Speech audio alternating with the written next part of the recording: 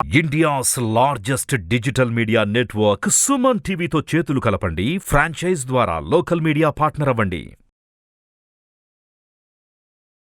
Sir నమస్తే గిరిబాబు గారు. నమస్తే అండి. సార్ గిరిబాబు గారు, ఇప్పుడు ఇన్వెస్ట్మెంట్స్ చేసే వాళ్ళ విషయంలో కొంతమంది మాత్రమే సక్సెస్ అయ్యి ముందుకు సాగిపోతుంటారు. మరికొంతమంది ఇన్వెస్ట్మెంట్స్ చేస్తున్నా సరే ఫెయిల్ అవుతుంటారు, వెనకబడుతుంటారు. మరి ఈ వెనకబడే వాళ్ళు, ఈ ఫెయిల్ అయ్యే వాళ్ళు ఎటువంటి తప్పిదాలను చేస్తున్నారు, ఆ ముందుకి సాగిపోయే వాళ్ళు మరి వాళ్ళు ఎటువంటి పర్సెప్షన్తో ముందుకు వెళ్తుంటారు? జనరల్గా స్టాక్ మార్కెట్ అనగానే ఫస్ట్ ఒక 10 మంది కనుక కూర్చొని మాట్లాడుతూ ఉంటుంటే అందులో ఎక్కువ మంది నెగటివ్, నష్టభయం, లాస్ ఇవే మాట్లాడుతూ ఉంటారు. ఆల్రెడీ సెబీ రిపోర్ట్ చెప్తోంది, అందరూ సీఈఓలు చెప్తున్నారు, 10% of the people who are doing trading everyday are not making money. అంటే కనీసం 100 మందిలో 90 మంది లాస్ అవుతున్నారు, 10 మంది మించి ఎవరు ప్రాఫిట్ చేసుకోలేకపోతున్నారు. ఆ 10 మంది కూడా బ్యాంక్ ఎఫ్డీని మించి రిటర్న్స్ చేయలేకపోతున్నారు. సో ఇదంతా మనకు తెలుస్తోంది. మరి ఎందుకు ఇలా జరుగుతోంది అది ఆలోచిద్దాం ఒకసారి. దీనిని ఏమంటారంటే బిహేవియరల్ గ్యాప్ అంటారు. బిహేవియరల్ గ్యాప్ అంటే ఇప్పుడు నార్మల్గా ఒక స్టాక్ మార్కెట్ దాని పాటుకు అది పడుతుంటుంది, లేస్తూ ఉంటుంది, పెరుగుతూ ఉంటుంది, వొలటల్గా ఉంటుంది, వెళ్ళిపోతూ ఉంటుంది. ఇక్కడ ఇన్వెస్టర్ బిహేవియర్ని బట్టి అతనికి రిటర్న్స్ వస్తాయి. అందుకే దీన్ని ఏమంటారంటే investment return, investor return. Investment ఎంత రిటర్న్ ఇచ్చి ఇంత రిటర్న్ ఇస్తే ఇన్వెస్టర్ ఇంతే తీసుకుంటాడు. అందులో ఈ గ్యాప్ ఏదైతుందో this is called behavioural gap. దీన్ని మనము కొన్ని ఎగ్జాంపుల్స్లో చూడొచ్చు. సో ఫర్ ఎగ్జాంపుల్ ఇప్పుడు మీకు కొంతమంది ఫ్రెండ్స్ చెప్తారు, అరే నేను పలానా ఒక కంపెనీలో ఇన్వెస్ట్ చేశాను, నేను పలానా వాళ్ళు చెప్పారు చాలా బాగా పెరుగుతుందంట అని చెప్పేసి ఒకళ్ళు ఇన్వెస్ట్ చేస్తారు. వాళ్ళని చూసి ఇంకొకళ్ళు, వాళ్ళని చూసి ఇంకొకళ్ళు. ఇది మొత్తం స్టాక్ మార్కెట్లోనే జనరల్గా మేము చూస్తూ ఉంటాం. కొన్ని పెన్నీ స్టాక్స్ ఉంటాయి. ఇది పెన్నీ స్టాక్స్ విషయంలో చాలా ఎక్కువ జరుగుతుంటుంది. ఆ పెన్నీ స్టాక్స్ యొక్క హోల్డింగ్ ప్యాటర్న్ చూస్తే 70-80% పబ్లిక్ హోల్డింగ్ ఉంటుంది. ప్రొమోటర్స్ 2-3% కూడా ఉండరు. అలాంటి బోల్డ్ ఉంటాయి. ఇవన్నీ ఏంటంటే వాడుకున్నాడు, వీడుకున్నాడు, వాడుకున్నాడు అని చెప్పేసి ఒకరిని చూసి ఒకళ్ళు, ఒకరిని చూసి ఒకళ్ళు. ఇది ఎలా జరుగుతూ ఉంటుంది? ఇది అప్పర్ సర్కిల్ కొట్టుకుంటూ వెళ్ళిపోతూ ఉంటుంది. అప్పర్ సర్కిల్ కొట్టుకుంటూ వెళ్ళిపోతూ ఉంటుంది, అది పెరుగుతుంటుంది. అగో చూసావా పలానా వాళ్ళు చెప్పారు, పెరిగింది చూసారా అంటారు. అందరు బై చేసి కూర్చుంటారు. ఇక తర్వాత అది కింద పడడం మొదలవుతుంది. మళ్ళీ అమ్ముదామంటే కొనేవాడు ఉన్నాడు. అలాగే ఇన్వెస్ట్మెంట్స్లో కూడా ఒక టైంలో స్మాల్ క్యాప్ ఫండ్స్ విపరీతంగా పెరుగుతూ ఉంటే యూట్యూబర్ చాలామంది కూడా స్మాల్ క్యాప్ అని చెప్తున్నారు. ఒక్కసారి స్మాల్ క్యాప్ పడాయంటే అది లేవడానికి చాలా టైం పడుతుంది. ఆ నష్టభయాన్ని తట్టుకొని నేను ఎంతవరకు నిలబడతాను దాన్ని బట్టి మీకు రిటర్న్స్ వస్తూ ఉంటాయి. తర్వాత మీకు రీసెన్సీ బయాస్ అంటారు. రీసెన్సీ బయాస్ అంటే రీసెంట్ ఇన్సిడెంట్స్ ఏవైతే జరుగుతుంటాయో, అరే ఒక కంపెనీ సీఈఓ పలానా స్టేట్మెంట్ ఇచ్చాడు, ఈ కంపెనీకి మంచి జరగబోతుంది, లేదా గవర్నమెంట్ ఒక స్టెప్ తీసుకుంది, ఈ స్టెప్ వల్ల పలానా కంపెనీకి మంచి జరుగుతుంది అనేసి వాళ్ళు మంచి జరుగుతుంది అనుకొని కొనేయడం, జరగట్లేదు ఈ కంపెనీకి పలానా ఒక గవర్నమెంట్ రూల్స్ అన్నీ నెగిటివ్గా ఉన్నాయి సో వాళ్ళు తగ్గిపోతుంది అని అమ్మేసుకోవడం. రీసెంట్లో జరిగే ఈ ఇన్సిడెంట్స్ని ఆ ఒక ఇన్వెస్ట్మెంట్స్కి ఆపాదించి డెసిషన్ తీసుకుంటుంటారు. ఇది కూడా కరెక్ట్ కాదు. మీకు ఆల్రెడీ ఇన్వెస్ట్ చేసేప్పుడు మీ గోల్ ఏంటి, టార్గెట్ ఏంటి, రిస్క్ అపటైట్ ఏంటి, ఇవన్నీ చూసుకొని చేశారు కదా. అలా అప్పుడు ఈ రీసెంట్గా జరిగే ఇన్ఫర్మేషన్ తీసుకొని మనం కన్ఫ్యూజ్ అవ్వకూడదు. అట్లాగే మీకు సెబీ వాళ్ళు రీసెంట్గా ఒక యాడ్ లాంచ్ చేశారు.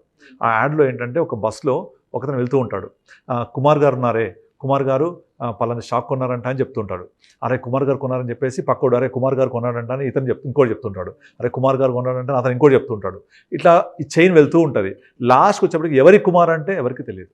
కుమార్ గారు ఉన్నారే, కుమార్ గారు ఉన్నారే, కుమార్ గారు ఉన్నారే అందరూ అంటుంటారు. అంటే ఒక కుమార్ అనే అతను కొంటే నాకు చెప్పాడు, నేను కొనుక్కున్నా, నన్ను చూసి ఇంకొకడు, నన్ను చూసి ఇంకొకడు, నన్ను చూసి ఇంకొకడు. ఇక్కడ పులిని చూసి నక్క వాత పెట్టుకోవడం లాంటి సమయత గుర్తొస్తుంది. నార్మల్గా మీ యొక్క రిక్వైర్మెంట్ ఏంటి, నీడ్ ఏంటి, గోల్స్ ఏంటి అది తెలుసుకోకుండా ఎవరో కొన్నారని మీరు కొంటే మీకు అలా రిటర్న్స్ వస్తాయా? రావు కదా. రిస్క్ అపటైట్ ఏంటి అది మనం అర్థం చేసుకోవాలి. సో అట్లాగే యాంకరింగ్ బయాస్. నార్మల్గా ఇప్పుడు మీకు ఒక ప్రముఖ ప్రోడక్ట్ మార్కెట్లో సేల్ అవ్వాలంటే ఎవరు యాడ్ ఇస్తారు? నేను మీరు యాడ్ ఇస్తే చూడరు ఎవరు. ఒక అమితాబ్ బచ్చన్, పవన్ కళ్యాణ్, లేకపోతే చిరంజీవో ఇస్తారు. దీనంటే ఒక యాంకరింగ్ బయాస్ అంటారు. అంటే ఒక యాంకర్ వచ్చి దాని గురించి ఓన్ చేసుకున్న ప్రోడక్ట్ని ఇది తాగితే మీకు ఇలా వద్ది, ఇది తింటే ఇలా వద్ది, ఇది వాడితే ఇలా వద్ది అని చెప్తే అది చూసి వాళ్ళు ఆ ప్రోడక్ట్ని ట్రై చేస్తుంటారు. ఇక్కడ ప్రోడక్ట్ వరకు ఓకే, బట్ ఇన్వెస్ట్మెంట్ పరంగా వచ్చేప్పటికి పలానా వాళ్ళు కొన్నది నేను కొనుక్కుంటే నాకు పెరుగుద్ది అనుకోవడం జరగదు, తప్పది. ఎందుకంటే వాళ్ళ రిస్క్ అపటైట్ ఏంటి, హోల్డింగ్ టైమింగ్ ఏంటి, నీడ్ ఏంటి, వాళ్ళు ఎంతవరకు ఎక్కడ ఎంటర్ ఎక్కడ అమ్మేశారు, అది చూడాలి మనం. అలా చూసుకొని మనం మన గోల్స్ ప్రకారం వెళ్ళాలి. ముఖ్యంగా మనం ఇన్వెస్ట్ చేసేటప్పుడు గోల్ బేస్డ్ లేదా రూల్ బేస్డ్ లేదా ప్లాన్తో వెళ్తేనే మనం సక్సెస్ అవుతాం. అలా కాకుండా హర్డ్ మెంటాలిటీ తోటి చాలామంది కొంటున్న మనం కొండాము చేస్తే ఎట్టి పరిస్థితుల్లో ఈ behavioural gap will impact for every individual. అందుకనే రిటర్న్స్ జనరేట్ చేయలేరు. ఇప్పుడు నా దగ్గరికి వచ్చేవాళ్ళు కూడా చాలామంది రీసెంట్గా ఒక 1 వీక్ బ్యాక్ కంటిన్యూ మార్కెట్ పడింది, ఇంకా విపరీతమైన కాల్స్ మార్కెట్ పడుతుంది ఎలా అని.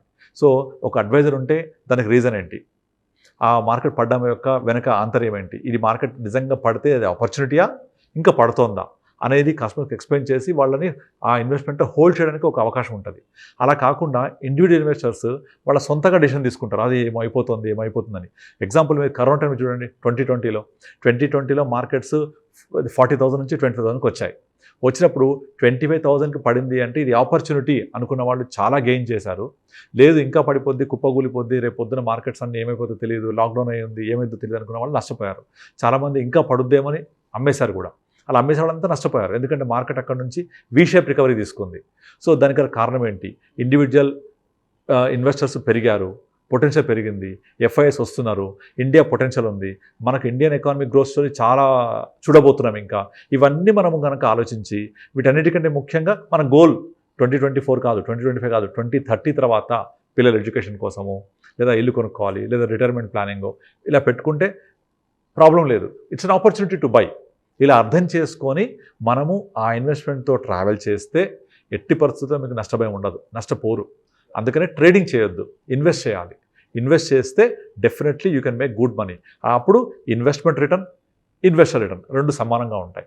ఇంకో ఎగ్జాంపుల్ చెప్తాను. ఇప్పుడు మీరు కొన్ని ఐపీఓస్ గురించి మాట్లాడుతుంటారు. ఇన్ఫోసిస్ 1993లో స్టార్ట్ అయినప్పుడు 10,000 ఇన్వెస్ట్ చేసి వాళ్ళ 5 కోట్ల పైన ఉంది. బజాజ్ ఫిన్సర్వ్ 2009-10 ఆ టైంలో హార్డ్లీ 50-100 రూపాయలు కూడా లేదు. ఇవాళ 7,000-15,000కి వెళ్ళిపోయాయి. మరి ఇంత వెళ్ళిపోతే దీంట్లో ఎంతమంది ఇన్వెస్ట్ చేసి ఉన్నారు, ఎంతమంది పేషెంట్స్గా వెయిట్ చేశారు, వాళ్ళకే రిటర్న్స్ వస్తాయి. కనుక మీరు ఎగ్జాంపుల్ చెప్పేటప్పుడు మీరు 2008లో బజాజ్ ఫిన్సర్వ్ అంత ఉండే ఇప్పుడు ఇంత పెరిగింది అంటే ఇక్కడ హోల్డింగ్ చేసే కెపాసిటీ ఉందా లేదా, దాన్ని బట్టే రిటర్న్స్ వస్తాయి. దాని పాటికి అది పెరిగింది కాబట్టి నాకు కూడా అలాగే పెరుగుతాయి అనేది కరెక్ట్ జరగకపోవచ్చు, మీ యొక్క బిహేవియర్ బట్టి ఉంటుంది. ఇప్పుడు చాలామంది 2000 ఇయర్లో మారుతి పబ్లికేషన్కి వచ్చింది, అప్పుడు 125 రూపీస్ దాని షేర్ ప్రైస్. 125 రూపీస్ది ఒక టైంలో 10,000కి వెళ్ళింది, ఇప్పుడు 7-8,000 నడుస్తుంది. సో నేను మారుతి కార్ కొనకుండా మారుతి షేర్లు కొంటే ఇప్పుడు నేను నా దగ్గర బెంజ్ కార్ ఉంటేదని చెప్తారు. ఇంకొక ఎగ్జాంపుల్ చెప్తాను. ఒక సినిమాలో అడుగుతుంటాడు, నువ్వు సిగరెట్ తాగుతావా, తాగుతాను. మందు తాగుతావా, తాగుతాను. రోజుకి ఎంత ఖర్చు పెడతావు, నెలకు ఎంత ఖర్చు పెడతావు, సంవత్సరానికి ఎంత ఖర్చు పెడతావు, మొత్తం లెక్కేస్తే చాలా పెద్ద మొత్తం వస్తుంది. మరి అంత పెద్ద మొత్తం కనుక నువ్వు ఖర్చు పెట్టకపోయి ఉంటే ఈ పాటి దగ్గర ఒక కారు ఉండదో ఇల్లునే అంటారు. వీడు రివర్స్ అడుగుతాడు, నువ్వు తాగుతావా, తాగవు. మందు కొడతావా, తాగవు. వీడు తినవు.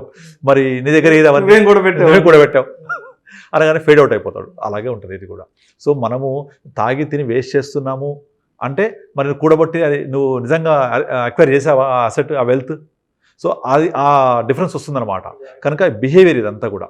సో మనం ఒకళ్ళకి చెప్పేటప్పుడు వాళ్ళు ఆ ఇన్వెస్ట్మెంట్లో ఎంతకాలం ట్రావెల్ చేశారు, ఎంతమంది ఆ ఇన్వెస్ట్మెంట్లో చేసి కూర్చున్నారు, that is important.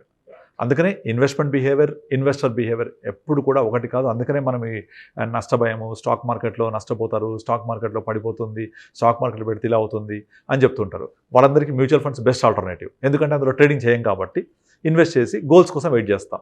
So definitely invest చేస్తే మ్యూచువల్ ఫండ్లో you can make good money over a period of time. So ఈ నష్టము అనే కాన్సెప్టే ఉండదన్నమాట.